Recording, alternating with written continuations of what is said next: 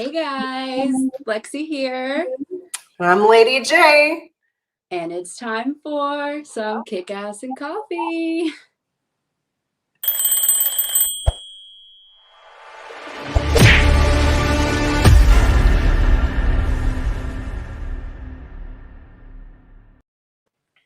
We have so much to talk about today. It has been such a night for news, like shocking big news. So let's get some fight buzz going. Yes.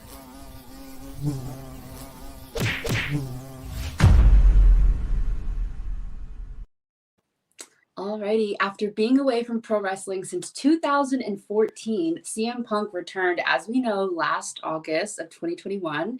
And he's been a part of like a few feuds. We've seen a lot of him recently, especially last night on Dynamite. And he's worked with so many different wrestlers, and there were some false rumors that went around. So I'll let Lady J tell you about that. So we're still talking about the Royal Rumble, even though it was last weekend, but CM Punk freaking punking everybody. And he was like, I'm going to stir the pot. And he's like, let's get some false rumors about like CM Punk, Cody Rhodes, and Jon Moxley all being in the men's Royal Rumble match for WWE. And so Punk's like, I'm gonna have a little fun in social media. I'm gonna troll my fans. And he put up like old photos of himself at the airport. I thought that was funny, but he was speaking with Abe Cannon of Chicago's 95.5 radio show about these false rumors that people were making up. And he kind of just was like, hey, I'm going to just have fun with it. And instead of getting upset about it, just kind of troll them a little bit. That's why he put that picture up.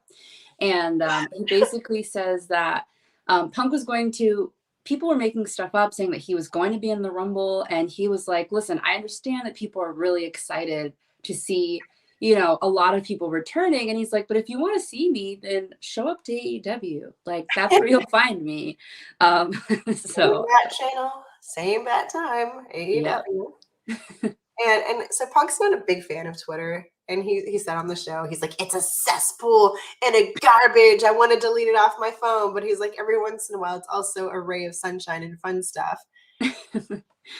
But wait, before we leave CM Punk, did you see that like Bryan Danielson? Well, you watched Dynamite last night, right? And like, well, Bryan Danielson's like, hey, let's team up. Yeah. Let's Super Friends this out. I'm like, ooh, that would be fun. And you're gonna do the review of Dynamite, right? Yes, that'll be at 10 o'clock with Billy. Because I don't want to spoil it, but like, you know, I've been waiting for that big match with him and MJF. Yeah, it was really intense, and it went on way longer than I expected. And then when Bryan Danielson came out, I was like, wait, is he going to fight with him? And then when he proposed that, I was like, wait, what? Like, oh my goodness. It was epic. So stay tuned, you guys, for our review in just about like literally 1 hour. 1 hour. Yes. So moving on to Sean Waltman. It was announced that he was medically cleared to make a return to in-ring after undergoing knee surgery. So while he was recovering from surgery, he made it known that he was interested in wrestling again. While WWE did bring in former stars for the Royal Rumble, he happened to not be one of them. Well, he showed up over at PWG. He made a big, you know, surprise appearance, and he didn't wrestle, but like, yeah, he put his face out there for the world. Like, I'm back.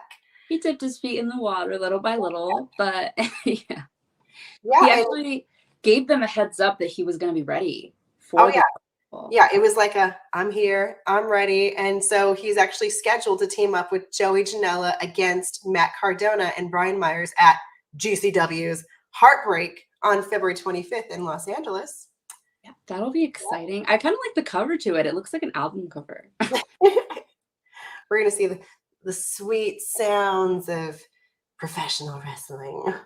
I thought it was a little like interesting that he like told them like, hey, I'm interested in the Royal Rumble and I'm available. And they were just like, crickets.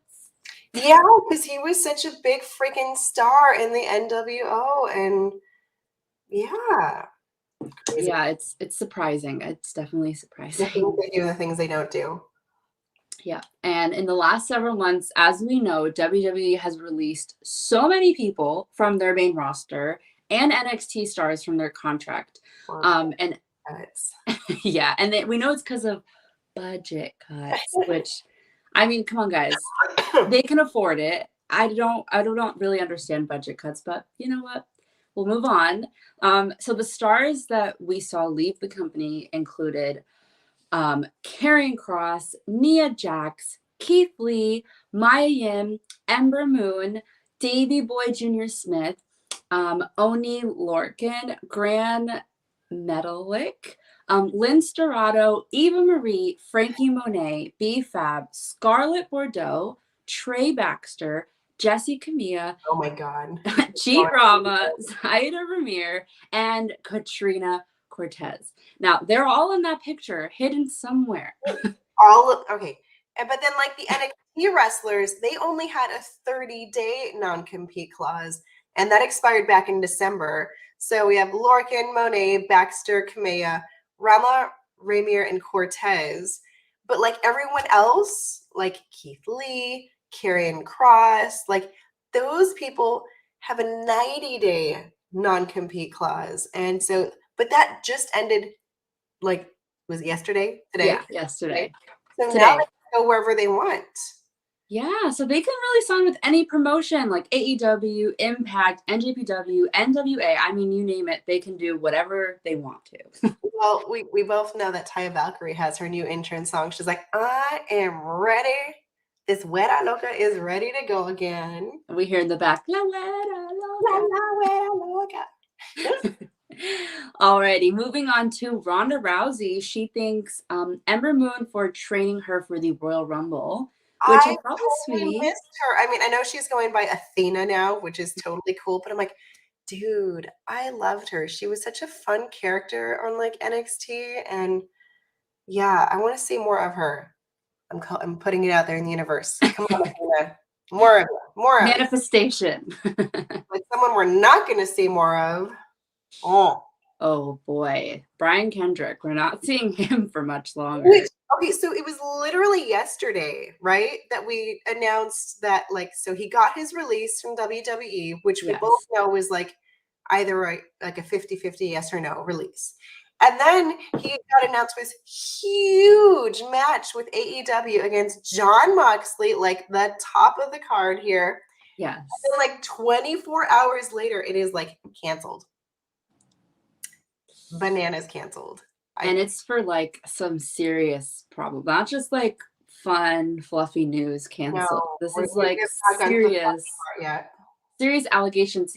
He was questioning the truth about like the Sandy Hook shooting back in, I think that was like 2010. But like, I mean, didn't you like live nearby? Yeah, I actually lived a few towns over. I grew up in Trumbull, so that's like a 15-minute drive. And like my school, when that happened, like went into lockdown because nobody knew like what was going to be happening. He was on the loose. So to me, it's like very disrespectful when people say that, because it's like, I lived through that. There's no way that was fake. Like it's impossible.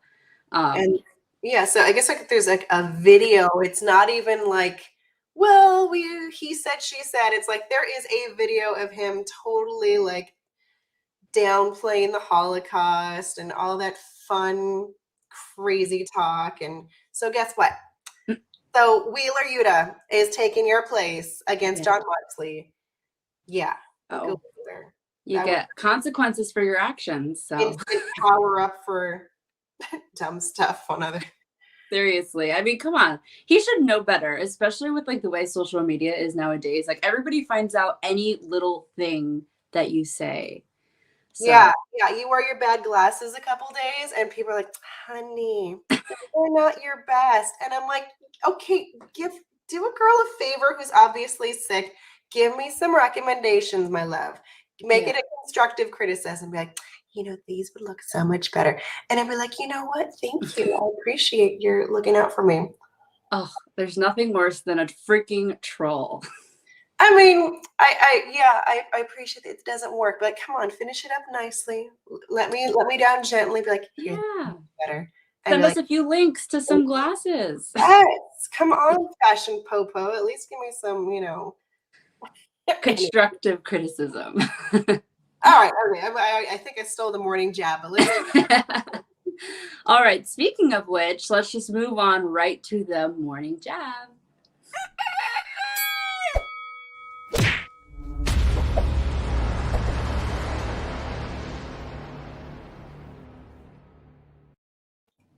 Dude, I don't even know what's more jabby than this. Within 24 hours, the Wrestleverse is like upside down. It was confirmed. There are no tinfoil hats here. No. Shane McMahon is no longer with the WWE. Yeah. When I saw this, I was like, there's no way. This has to be speculation. And then it was like confirmed. It's like, oh. So I guess he had a talent contract that was terminated, and he hasn't worked as an executive for like years now. Yeah. So, and once like the news got out, some fans on social media began, everybody starts speculating, and everybody wears a tinfoil hat in the Wrestleverse on Twitter. I feel like it's all speculation, and they began saying like, oh, I think he's going to end up at AEW. And while there is zero indication of this, like literally no indication at all, Dax Hardwood ended up posting to Twitter like, holla at your boy. Yeah, because like FTR used to be a thing with Shane McMahon. Yeah, so Dax and Cash Wheeler worked with Shane during their days when they were called the Revival in WWE. The Revival was also released.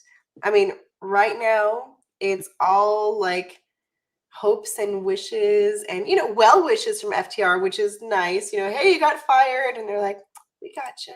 Yeah. So, by the way, total conspiracy. There's nothing that says he's going to AEW, but we're just have some friends there, and it's good to have friends. But it wouldn't be a total shocker if he did.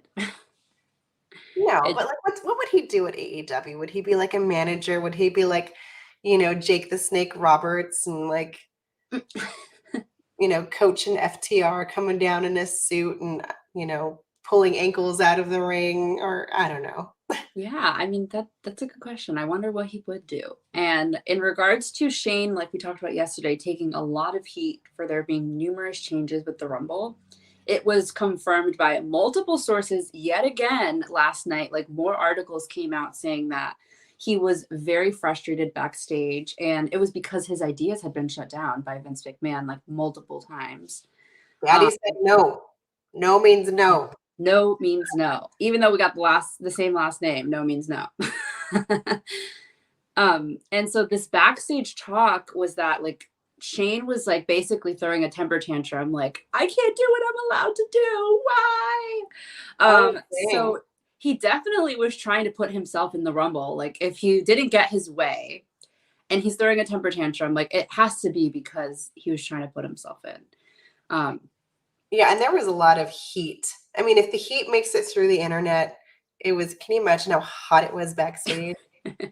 Yeah, I'm sure there was. I mean, there was multiple people who said the tension backstage was. Ugh. And then, so Andrew Zarian was reporting that there were numerous changes, and to what number your man Bad Bunny would be in the match. And it was like a big concern with WWE because they don't want to like screw it up with such a big, outside star. Yeah, I mean, I get that. I also saw on Twitter yesterday, people were like coming for Bad Bunny, like that he shouldn't have been a part of the Royal Rumble, that he should stick to music, like he is doing this to try to gain. He's trying to put the Bad Bunny in his lane. Yeah. Stay in your lane, but no, let him do what he wants. He wants to be crazy in the ring. You go for exactly. And then what bothered me is that people were like, he's doing this for publicity. And I'm like, dude, he doesn't need it. He has 2 sold out tours. Like he doesn't need the publicity. It's for fun. And he obviously knows his market. He's like, my people like pro wrestling and they like me and I like it too. So why don't we just have a little bit of fun? Exactly. And so overall with this whole Shane McMahon thing, it rubbed a lot of people the wrong way. It caused a lot of tension. And I'm kind of interested to see where we're going to see Shane end up in these next few months. Yeah, well, so like they don't have Triple H anymore to field any of this nonsense.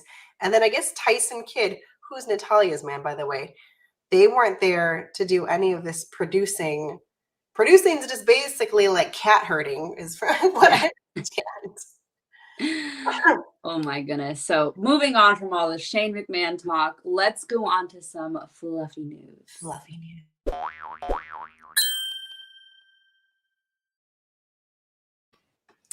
All right.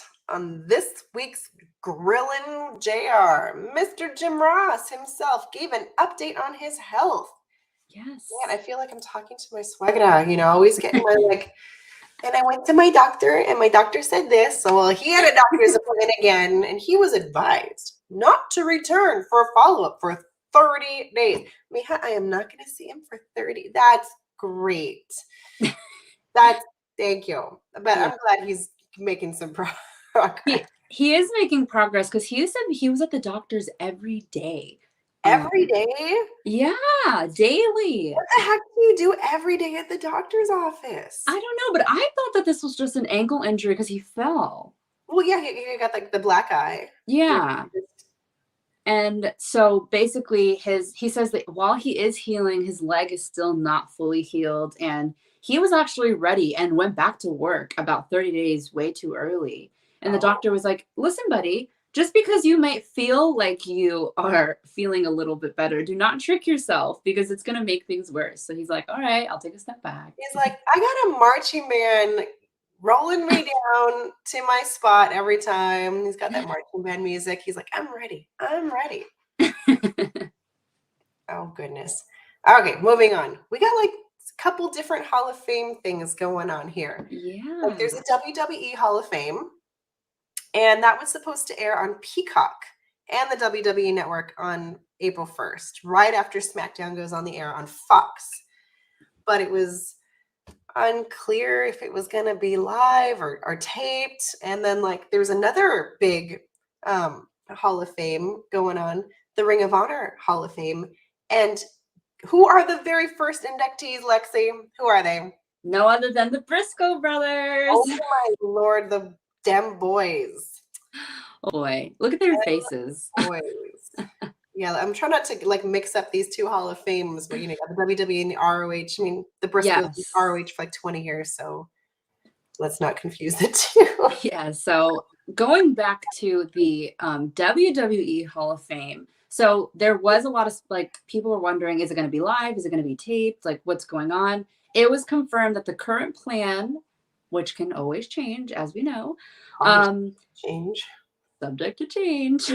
It's going to be airing live from 10:30 p.m. to 12 a.m. April 1st. So it's going to be, the ceremony will not be separately ticketed an event from SmackDown. Yeah. So anybody who goes to SmackDown that night can also stay for the ceremony if they want to. Dude, that's so weird. Do you know how like fancy pants these WWE people get for the Hall of Fame ceremony? Really? Yeah, it's like a red carpet event, and it's so cute because you get to see like the girlfriends and boyfriends and spouses and kids of like all these wrestlers. And then there's like all these people in the stands with like their beer and nachos. Like,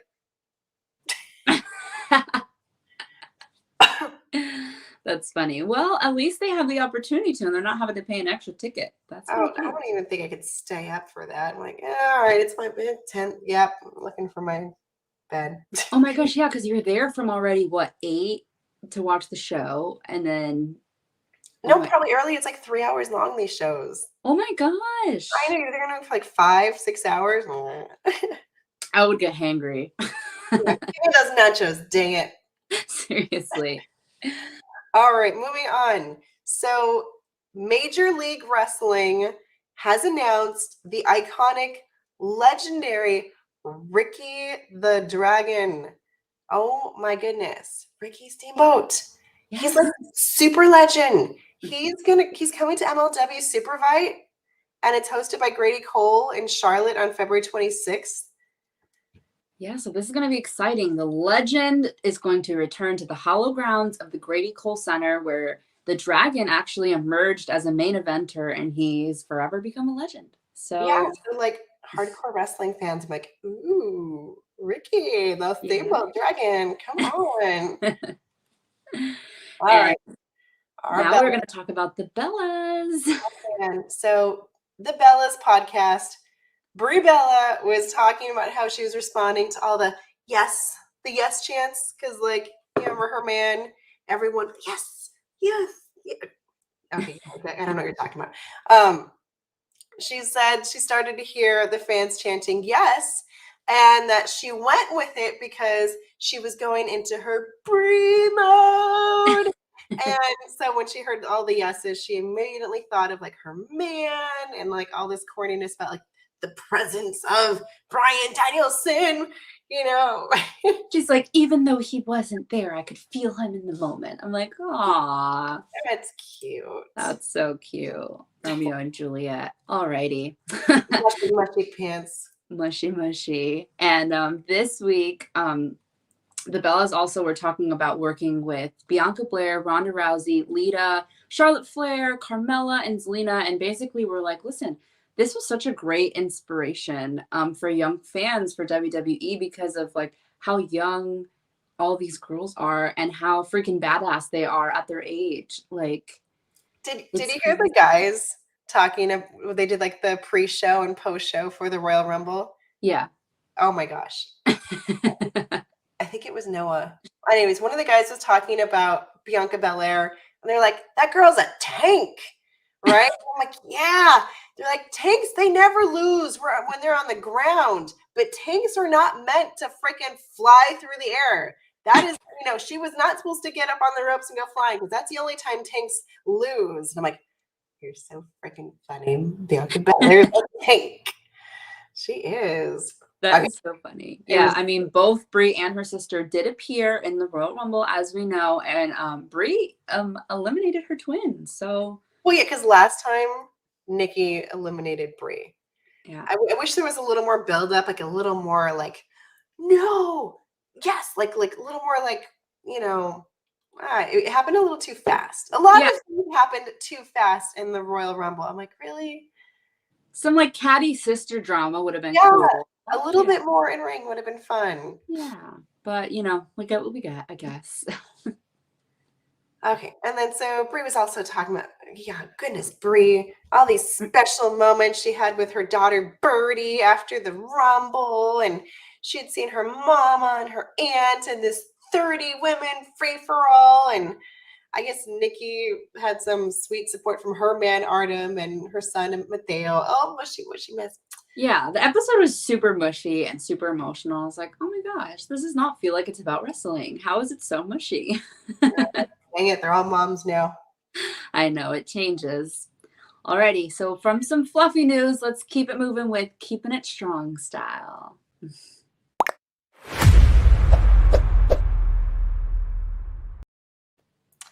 All right, y'all. We're still, this is like as long as Disney's 50th anniversary kind of ordeal.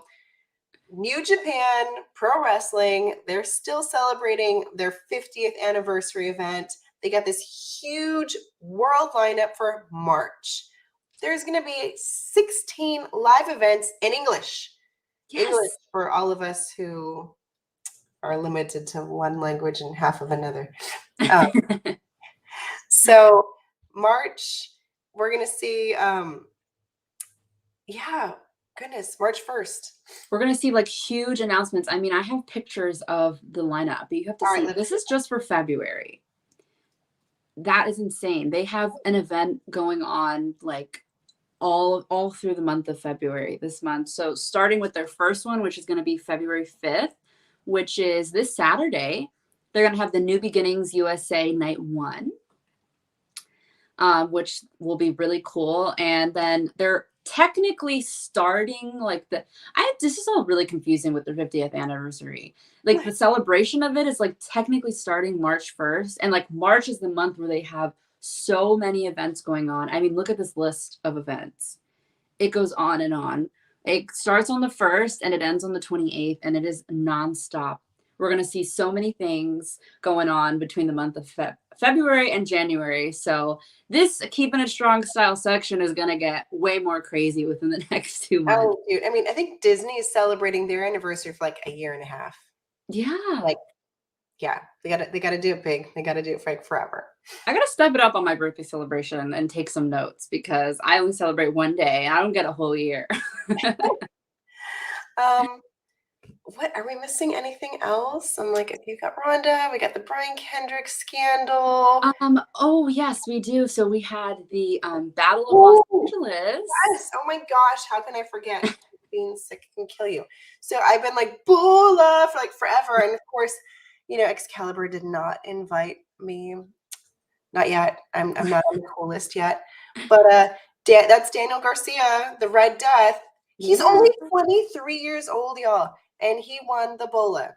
that is To crazy. win the Bola, it's kind of like winning American Idol. Like you are going on to like bigger and better things. So like Ricochet's won it, Kenny Omega's won it, Sami Zayn won it when he was Generico. I mean, it like launches your career as if Daniel Garcia hasn't been everywhere already. Yes. But yeah, so let's see. And my one, oh, go ahead.